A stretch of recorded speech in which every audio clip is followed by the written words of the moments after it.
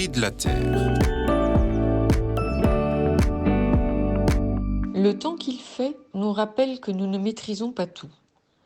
La pluie continuelle depuis plusieurs semaines nous fatiguait. Dans les lieux où elle crée des inondations, l'eau rappelle sa force d'élément primordial.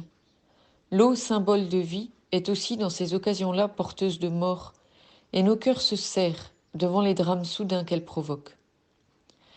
Dans sa conférence à notre 33e journée paysanne nationale, il y a 3 semaines, Martin Stéphane citait Nietzsche qui disait de la nature qu'elle était cette indifférence faite puissance, cet être sans pitié ni égard, fécond, aride et incertain tout à la fois. Si la nature est vraiment cela, et qui pourrait dire le contraire, comment peut-elle donc être ce lieu où l'on va pouvoir vivre de manière privilégiée la découverte de la grâce divine ? Voilà un étrange paradoxe.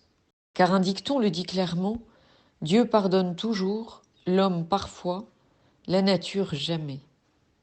L'écart est donc grand entre Dieu et la nature, et c'est même un grand écart. Ce que nous expérimentons, c'est que cette part d'indifférence que porte en elle la nature et qui nous blesse appelle notre part de travail.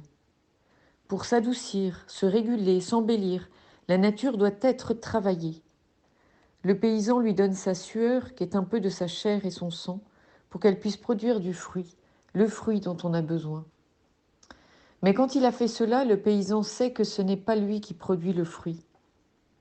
Toute sa sueur ne produirait rien si la graine n'avait en elle-même l'énergie vitale qui fait grandir la plante. Dans le fruit, il y a donc la gratuité du don. J'ai travaillé, mais ce que je reçois, ce n'est pas moi qui l'ai fait.